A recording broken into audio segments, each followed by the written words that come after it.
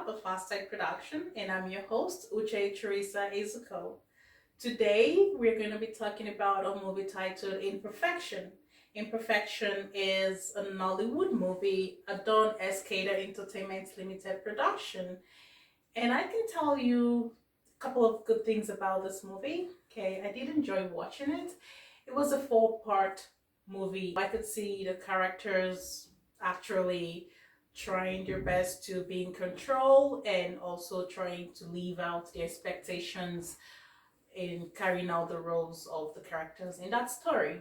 Okay, I could also see the writer able to burden the main character with the destiny and fate of a troubled marriage, and I could see that character try to carry that burden of troubled marriage in with her expressions, her dialogue, although her dialogue was way too stretched and very repetitive. Okay, so she was always agitated most of the time, and she was either screaming or crying or nagging, and because of that she was always repeating her words. Okay, Ife comes back home very late at night. Where are you coming from? Is this the time a married man should be coming home at night?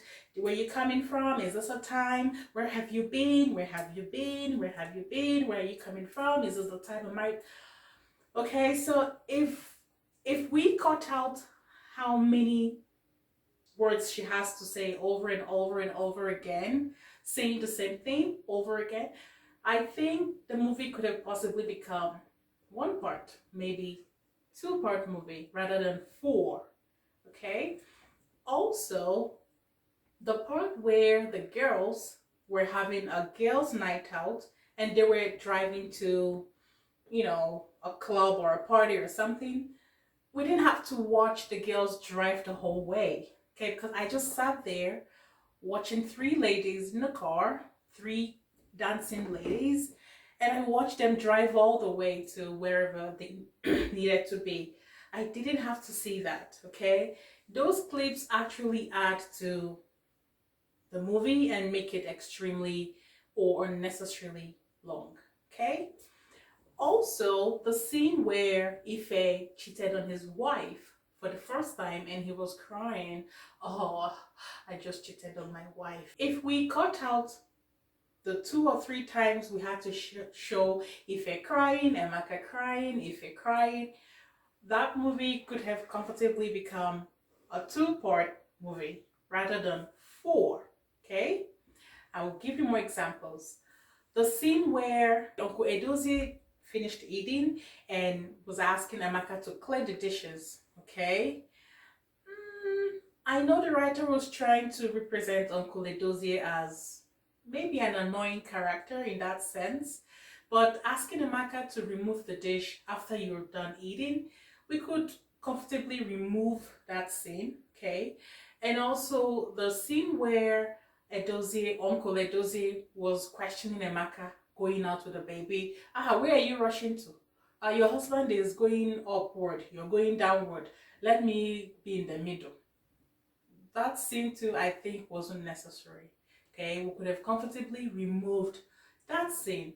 And as a creative writer, you can actually think of ways to represent Uncle Edozie as an annoying character, which I think the writer was trying to present Edozie as an annoying character.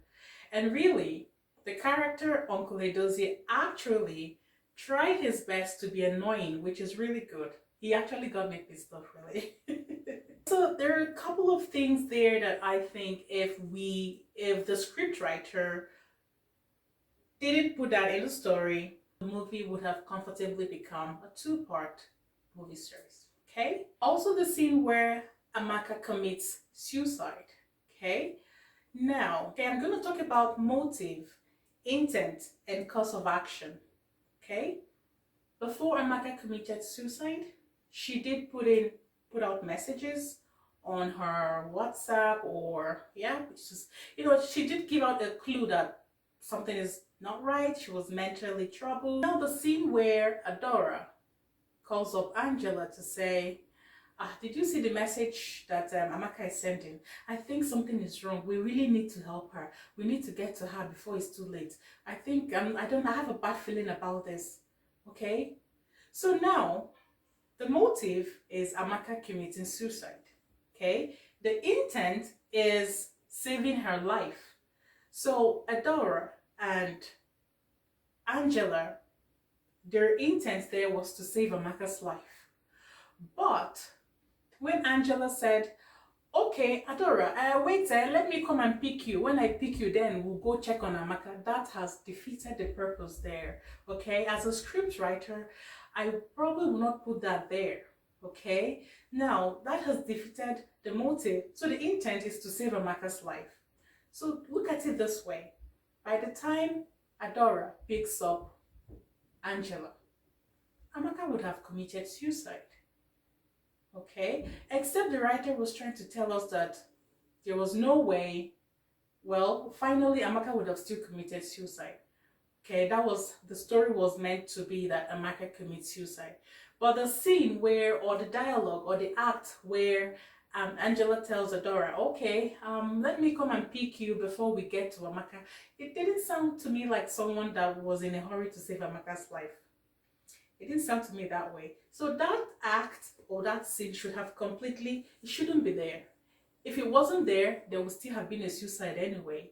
Okay? So these are things that I think that if the scriptwriter had, tried to do some mix and match here, we would have actually had maybe actually a one-part movie. Basically, these are things that I did spot out in the movie that I think that, would have actually been done better or maybe never existed, and that would definitely bring the movie to a kind of a rounded story. Okay, but the writer did show knowledge of writing and knowledge of, there was focus on the main character, which is Amaka, and we could see the series of actions that took place that actually led to the climax, which is Amaka committing suicide. Continue to the end of this video.